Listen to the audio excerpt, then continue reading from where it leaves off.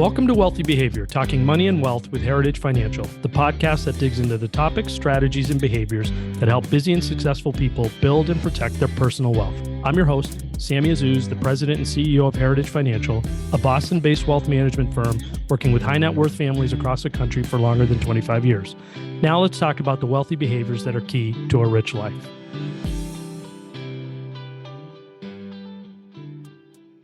Welcome to the December investment edition of the Wealthy Behavior Podcast, where I talk to our Chief Investment Officer, Bob Weiss, about what's going on in the markets and investment universe you need to know right now. Bob, how was your Thanksgiving? It was great. Nice to have some time off and back in the office, ready to have a very productive December. It's a busy time of year for us. Yeah, December definitely is a busy stretch for financial advisor firms. A lot of things going on with our clients, wrapping up year-end projects, meeting deadlines. But, the investment grind still goes on. And I think it's a great time to be chatting with you because we had an election a month ago and markets moved. And then it seems like the moves, to my eye at least, kind of slightly reversed course, settled out. And then people stopped paying attention to the markets, hopefully while they were getting ready for Thanksgiving and enjoying time with the holidays. But here we're back. So what's basically been happening in the last month or so since the election? Yeah, so the initial market response to the election, I think, was what we in pundits call the Trump trade, where the market responded to basically his platform, the things he was talking about, which are basically extension of tax cuts, and tariffs and unfriendly immigration policies. And the effect of particularly the tax cut part is stimulative to growth. So we saw a growth response, but it's also increases debt and deficit and is inflationary. The collective collection of those three policies. So we saw basically a reaction of growth and inflation, which translated to stock prices up, bond prices down, as bond yields went up. That was the immediate response.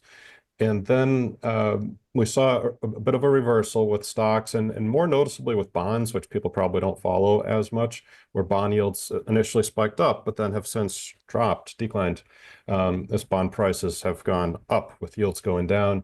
And I think that might be related to the Department of Government Efficiency that Elon Musk is co-leading. And with that, Elon Musk has said they could cut $2 trillion of government expenses. And when you hear that, what does that mean for debt and deficits? It's a good thing on that front in isolation. And if there's someone who I wouldn't want to bet against, if they say they're going to get something done, it'd be Elon Musk. He has accomplished a lot of tall tasks in his career. So I think the bottom line for investors when wrapping this up is that there is a wide range of outcomes here. Typically when we get into politics, which isn't always a fun topic to talk about, my response to clients is divided government is best. Have some red, some blue, then you have checks and balances. And it's harder to have change in government. It's harder to pass bills because they need to be bipartisan. And when you have less change, you have a more narrow range of outcomes because there's less happening. We have Republican president and Congress. So I think that just historically, and it's more likely that there could be more change. And with that, it could lead to a path towards more growth and inflation, or it could lead towards a path of cutting spending. And if you cut government spending by $2 trillion, that trickles through to the economy, which is more deflationary. So I would just set expectations for volatility on both ends. Like, it has been a volatile month. Like the US stock market's up 6%. People tend to think of volatility only in one direction, but statistically it goes both ways. And with the setup we have, I think that there's a wide range of outcomes. So you think the market, not that you would know, again, we always talk about, it's not like you have a hotline into the millions of investors and how they're making their moves every day, but just in aggregate, based on what you're seeing, you think the market is taking that $2 trillion cutting number seriously, that it's valid just based on where our deficits come from? I think that is part of it. Yeah, that there's been more talk because you think initially, like the day after the election, we saw the reaction. And that was before this Department of Government Efficiency was announced. And it was right around the time that announced that Treasury yields started to drop. And it's been getting more and more headlines. And Elon Musk has been tweeting things like picking out government employees that he thinks shouldn't have their job. I looked it up this morning, a trivia question: who's the largest employer in the US? It's the US government, about 3 million employees. So he acquired Twitter and laid off 80% of the workforce, and the lights stayed on. Now he's not going, he couldn't, but would he advise Trump to significantly cut federal employees? I don't think that is unrealistic outcome. There's a probability to it, and that there's good and bad with it from an economic standpoint. There's the good is that you get more in line from a debt and deficit standpoint. The bad is it hurts growth, and you have higher rates of unemployment. So you laid out in setting this up that we don't have a divided government, basically because Republicans won the White House, the House, and the Senate. But we do have a separation of powers, and it is one thing to say you're going to lay off 3 million employees, cut 2 trillion from the deficit, but Congress controls the spending power. And I do feel like in terms of things that their constituents will want, where those federal employees live, where those Army bases are, et cetera, et cetera, et cetera. I am somewhat skeptical. Well, I shouldn't say somewhat. I'm very skeptical that $2 trillion number is anywhere close to attainable. So I wonder then, instead of debating whether the tariff views have kind of eased yields, meaning announcement of significant tariffs across the board, and then it turns out maybe those are more negotiating tactics. And Yes. now he's having meetings with Mexico and Canada, and tariffs can be inflationary, but if they're just a negotiating tactic and they don't come into play, or they come into play much less than originally headlined, then it's somewhat deflationary from that inflationary spike. What do you see with the tariffs? I think what you said is correct, that initially the market's read was, oh, tariffs are coming. And then it was more, oh, he's using these as a negotiating tactic, and it's almost more of a bluff and not something that would really be put into play. And I think behind the scenes, there might have been more a genuine thought of a tariff to begin with, and then economic advisors got in his ear and may have said, yeah, this may not be a good idea, and he's backed off a little bit. But the degree and magnitude of tariffs coming, I would say the market has lessened that expectation, which the three that I talked about at the beginning of the podcast, policy potential changes, that's probably the one that would be most inflationary. So seeing that be dampened, that does soften the inflation outlook. So that could be trickling through. And how that ties to the bond market is, if the bond market's expecting high inflation, then yields are higher. If the bond market's expecting lower inflation, then yields are lower. So that's another factor at play.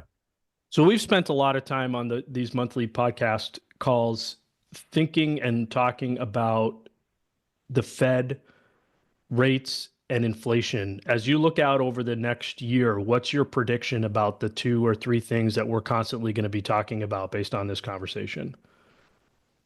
Oh, that's an interesting question. So I think it will remain the Fed and inflation. They have not really completed the mission of getting inflation down to 2%. It's running close to that 2.5%, 3%, depending on how you measure it. But they're using a football analogy, maybe in the red zone, but not in the end zone. So seeing that they can actually get inflation to 2%, and if not, how do they react? So continuing to monitor inflation and the labor market with it. That there are mixed reports out of the labor market. On the positive side, unemployment's declined. It peaked at 4.3 in the summer. It's down to 4.1. But the JOLTS report, as far as job openings, continues a downward trajectory. We peaked around 12 million jobs being open, which was too high, but now it's down to 7.4 million and a steady decline. And that's probably right around where they want it to be. So to see more stability there and less of a downward trajectory. So stability in the labor market. And it's hard not to say that politics won't be a topic, as much as we don't love to talk about it. Just with all that's going on and how we started this podcast, I would be surprised if politically 2025 is an uneventful year for the economy with the setup we have. So, what should investors do about what you led off with? You wanted to lead off with the politics, which we don't usually do. So, what does that mean for individual investors? It gets to diversification because I said there's a wide range of outcomes. And to put it simply, the on one end, you have more the initial market reaction, the growth and inflationary outcome. So go, cut taxes, and this economy remains strong. That's good for stocks, but not very good for bonds.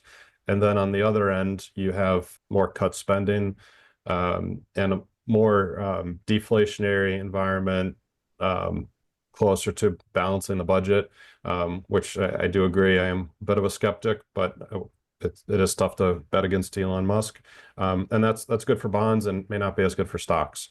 So when you have a range of outcomes, you have different vehicles in the portfolio to perform well, regardless of the environment. So in a nutshell, it gets to having both stocks and bonds if you're a retiree or near retirement or really care about having a lower volatility ride to kind of weather all environments. So if you're younger and looking at a multi-decade environment, maybe all stocks is appropriate and just continue to periodically invest in the market. But for most of our clients who have stocks and bonds and say a more moderate risk profile, it's definitely the time to be positioned that way and not say go all in on the S&P 500.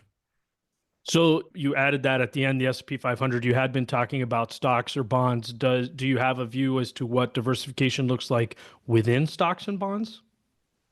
Within stocks, we remain globally positioned, not taking big bets in either direction. The global market average is a little over 60% US, and we think that's about where investors should be. So little under 40% ex-US, so just roughly matching the global market. Bonds, we do have a stronger view compared to normal, and that is to be high credit quality. Okay.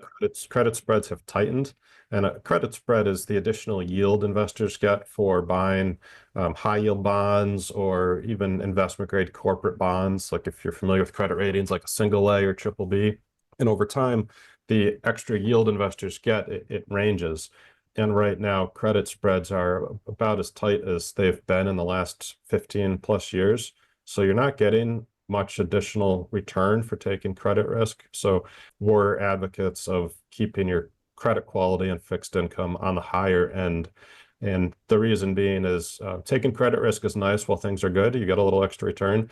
But when the market turns, what happens is credit spreads widen. The bond phrase is they blow out, and you lose money mark to market in those bonds while you make money in treasuries typically in a flight to quality. So it's having your bonds be more safe vehicles so that if we do see a turn, you can count on your bonds to be there and don't take too much risk there. And what do you consider safe or higher quality? And how do people know what they own if they own funds or ETFs, as for example, that own fixed income? Look at the portfolio statistics. I'd be looking for, say, the majority in AA and AAA, really treasuries and government agencies. That's called the gold standard in the bond market. And just look out for funds like that are called high yield, high income, emerging market debt, floating rate. But we do see new clients come in, and a lot of the times, I don't know if it's advisors, do-it-yourself investors, that they pick the bond funds with the highest yield. And intuitively, you can see how people get there. Well, I have 3 bond funds to pick from. Do you want the one with the 6% yield, 5% yield, or 4% yield? I'll take the 6. That sounds good. But with that 6% yield comes a lot of risk. Okay. And so it's also, as you know in life, if it looks too good to be true, it often is. So don't let yields solely drive your bond selection, because with more yield, you should expect more risk. I think we and our clients want our fixed income to be on the lower end of the risk spectrum. So with stock market diversification, Bob, global stocks have done well, but the S&P has continued to outperform, global indices and international markets. I think to the frustration of people who I would say correctly preach diversification, because you don't know when an index like the S&P, which really just encapsulates US large cap stocks, will underperform or be negative. And, I don't know that people want to expose their financial plan or their retirement plan to that kind of concentrated outcome. But as you've been watching the S&P 500 compared to, a global stock market index, what are you seeing in terms of why it has continued to outperform? And does that lead you to, change your view at all as to the benefits of global diversification? Or are there things you're seeing in the S&P 500 that kind of reinforce the idea that you just don't want to own that right now? Yeah, with looking at global markets and the S&P 500, it really does boil down to a story about US technology. If you look back, say pre-financial crisis, and look at the top 10 holdings in the S&P 500, I believe there was one company that you would consider technology. I think it was either Microsoft or Apple back then. And now just about every company in there is technology. I think Berkshire Hathaway might be the outlier, but their largest holding for a while was Apple. So it's almost all tech. So we've seen tech in the US just really dominate from a total return standpoint. And fundamentals have been there. And these companies have gotten really big, with Nvidia getting up to about 3.5 trillion in market cap. So we've looked at it, of course, and one of the questions is, can it continue? And using Nvidia as the poster child, they have had trouble recently. Their last two quarterly reports, they beat Wall Street estimates, so that they came in with stronger earnings than the official estimates, stronger revenue, and great year over year earnings growth, revenue growth, and the stock went down after both reports. And you think, well, why does that happen? Normally, you beat analyst estimates and the stock goes up, and it's that there's so much as far as high expectations priced into the stock that it's tough to continually exceed those expectations. And people might be wondering, well, aren't the estimates the expectations? But there's the official estimates, and then there's what they call the whisper numbers. Like, oh, we think they're going to do 80 cents a share, but really I think they're going to do 85. And then but then they need to beat the whisper numbers, and it's just getting harder and harder to continue to exceed expectations. Think of it like a kid in school. If you get straight A's and your parents are expecting straight A's, and at some point it's just you can't continue to exceed expectations. So that's one thing to look at. And the second is valuations. Back in 2009, which is really the start of this big run in tech, growth stocks were cheap compared to value. The growth sector overall and the US market overall was cheap. And now it's gotten pretty expensive compared to history. So we have seen what you call multiple expansion, where say your starting point is maybe 15 times earnings and now you're at 30 times earnings. So as you get more expensive, that's not sustainable growth, unless you think the next stop is called 60 times earnings and 120 times earnings, etc. At some point, the market gets rich and it reverses. So you mentioned last podcast the Goldman Sachs Outlook paper, Right. which I read, and it was pretty interesting.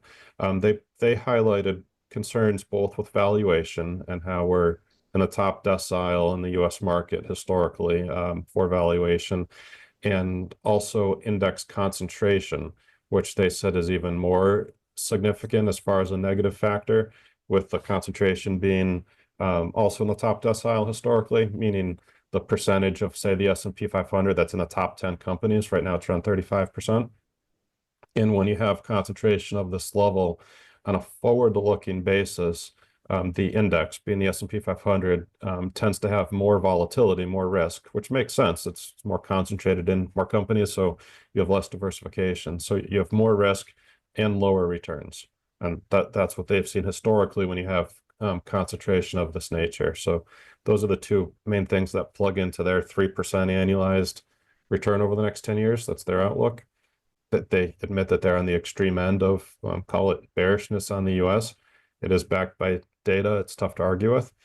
But I would say that the argument against it is betting against US tech has been a losing proposition for 15 years. So yeah, and we're not saying, I guess it's important to remind people what global diversification looks like. Still 60% of your stock allocation is in the US. And with market cap weighted indices, even if you're using something like the Russell 3, you're going to have significant US large cap exposure. It's just talking about, again, I can't believe I'm saying this, not putting all your eggs in one basket. So that you found the Goldman Sachs paper illustrative.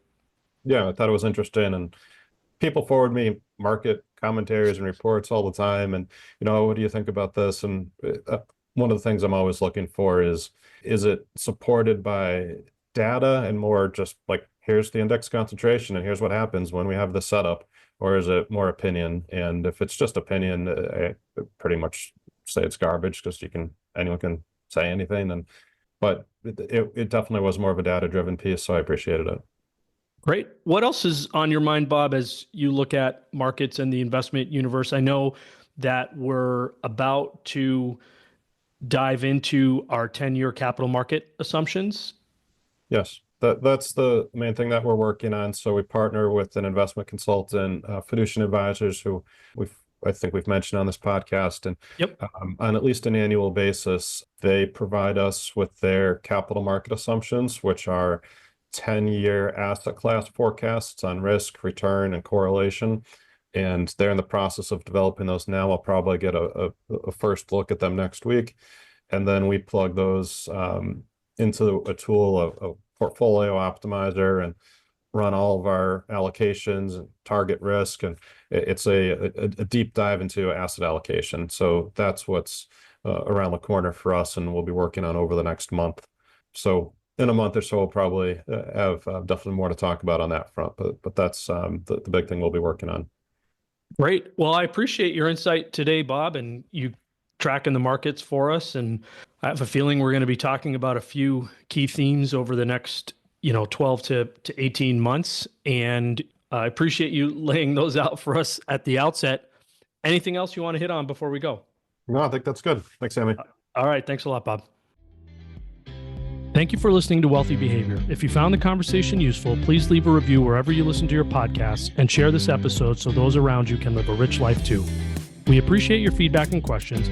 Please email us at wealthybehavior@heritagefinancial.net. For more insights, subscribe to our weekly blog at heritagefinancial.net and follow us on Facebook, Twitter, and LinkedIn. Check out my personal finance blog at thebostonadvisor.com. Wealthy Behavior is produced by Kristen Kastner and Michelle Kakanis.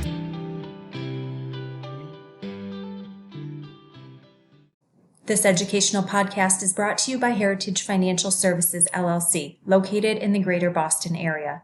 The views and opinions expressed in this podcast are that of the speaker, are subject to change, and do not constitute investment advice or a recommendation regarding any specific product or security. There is no guarantee that any investment or strategy discussed will be successful or will achieve any particular level of results. Investing involves risks, including the potential loss of principal. There has not been and will not be any compensation exchanged between Heritage Financial Services and podcast guests or recommended resources.